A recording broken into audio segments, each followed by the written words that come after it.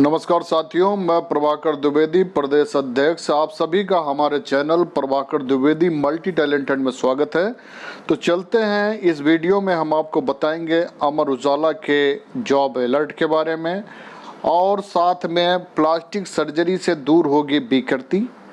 आप बच्चे को जन्म दीजिए, गोद लेने वालों की कमी नहीं। अविवाहितों को 23वें हफ्ते में गर्भपात की अनुमति देने से दिल्ली हाईकोर्ट का इनकार। स्टाफ नर्स भर्ती परीक्षा 24 अगस्त को। नर्सिंग और पैरामेडिकल संस्थानों की गुणवत्ता का प्रमाणन जरूरी।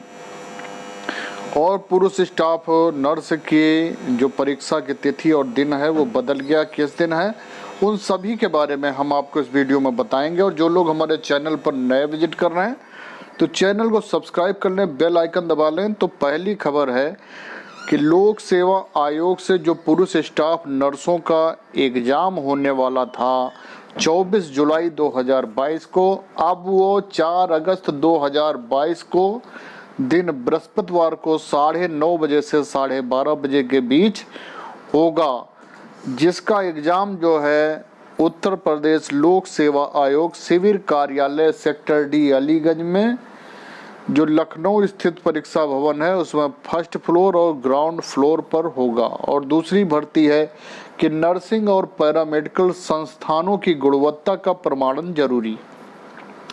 सीएम बोले, गुणवत्ता विहीन अधोमानक संस्थानों को मान्यता मिली तो होगी कार्रवाई। मुख्यमंत्री योगी आदित्यनाथ ने कहा कि सभी नर्सिंग एवं पैरामेडिकल संस्थानों के लिए शैक्षिक गुणवत्ता और सुविधाओं के स्तर का प्रमाणन अनिवार्य रूप से कराया जाए। क्वालिटी कंट्रोल ऑफ इंडिया सहित विभिन्न प्रतिष्ठित गुणवत्ता प्रमाणित करने वाले संस्थानों से विधिवत निरीक्षण कराया जाए। सीएम ने साफ कहा कि किसी भी संस्थान को संबद्धता या मान्यता प्रदान करने से पहले निर्धारित मानकों का कड़ाई से अनुपालन सुनिश्चित कराया जाए। अधोमानक संस्थानों को कतई मान्यता न दी जाए। मुख्यमंत्री ने शुक्रवार को Uttar Pradesh state medical faculty के प्रस्तुतिकरण के दौरान निर्देश दिए। मुख्यमंत्री ने शुक्रवार को Uttar Pradesh state medical faculty के प्रस्तुतिकरण के दौरान ये निर्देश दिए। मुख्यमंत्री ने कहा कि नर्सिंग और पैरामेडिकल के क्षेत्र में अच्छा करियर है। एएनएम और जीएनएम के बेहतर प्रशिक्षण के लिए अवस्थापना सुविधाओं को दुरुस्त किया जाए। सीएम योगी ने कहा कि पैरामेडिकल पाठ्यक्रम के सुचारू संचालन एवं नियमन के लिए स्टेट मेडिकल फैकल्टी के अंतर्गत डेंटल काउंसिल, मेडिकल काउंसिल और नर्सिंग एंड मिडवाइफरी काउंसिल की भांति पैरामेडिकल काउंसिल का गठन किया जाना जरूरी है। इस दिशा में जरूरी कार्रवाई तेजी से पूरी की जाए।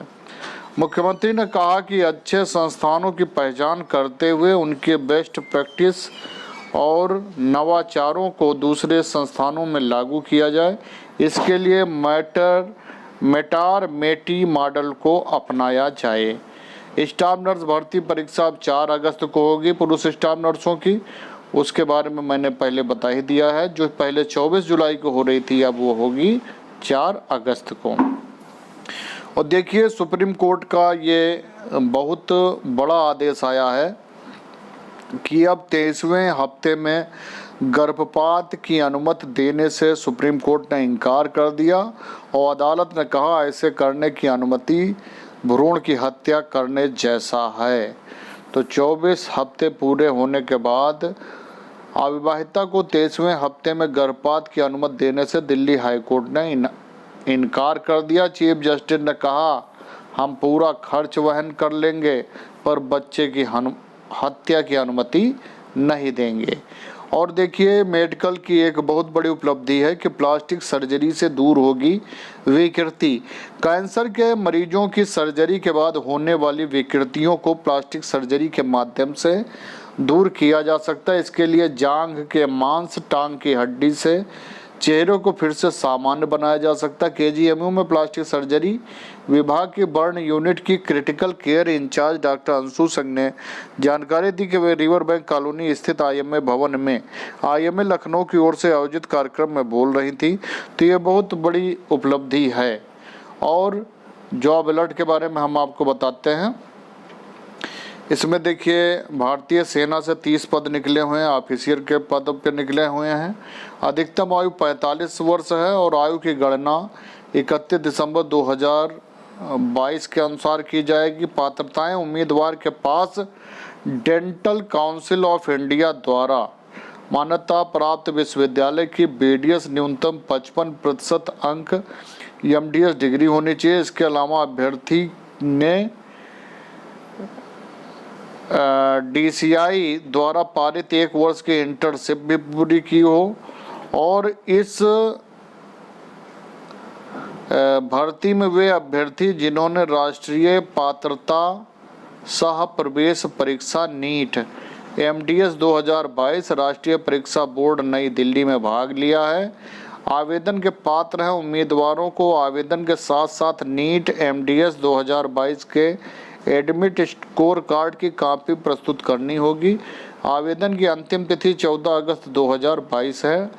indianarmy.nic.in।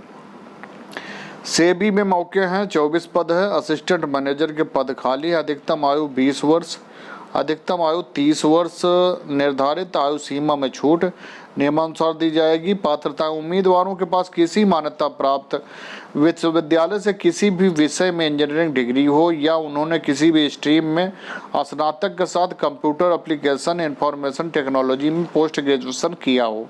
चयन प्रक्रिया अंतिम चयन प्रक्रिया 3 चरणों पर आधारित होगी। चयन 1 की ऑनलाइन स्क्रीनिंग परीक्षा में 100 अंकों के 2 पेपर, चरण 2 को ऑनलाइन परीक्षा में 100 अंकों के 2 पेपर एवं चरण 3 में साक्षात्कार का आयोजन किया जाएगा। आवेदन की अंतिम तिथि 31 जुलाई 2022 तक ऑनलाइन माध्यम से आवेदन कर सकते हैं और sebi.gov.in। रेलवे में अवसर हैं, 876 पद हैं।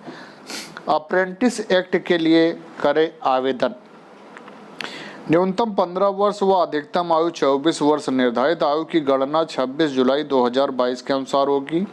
पात्रताएं उम्मीदवार मान्यता प्राप्त बोर्ड से न्यूनतम 50% अंकों के साथ 10वीं उत्तीर्ण हो। अभ्यर्थी के पास कंप्यूटर ऑपरेटर और प्रोग्रामिंग असिस्टेंट के ट्रेड में नेशनल ट्रेड सर्टिफिकेट होना चाहिए। चयन का तरीका, चयन के लिए मेरिट लिस्ट 10वीं में प्राप्त अंकों के आधार पर तैयार की जाएगी।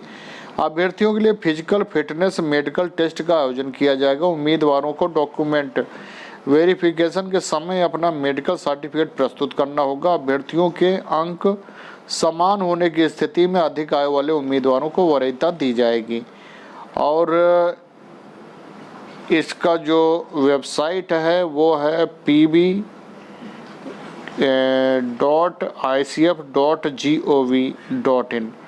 और भी देखिए, कृषि अभियंत्रण संभाग में परियोजना सहायक के पदों पर साक्षात्कार है। इंटरव्यू की तिथि 25 जुलाई 2022 है और इसकी वेबसाइट भी देखिए दी गई है IARIRES.in। और राष्ट्रीय जैव विविधता प्राधिकरण से भी भर्ती आई है। अभ्यर्थी प्रशासनिक अधिकारी पद के लिए आवेदन कर सकते हैं। और एक क्वेश्चन है,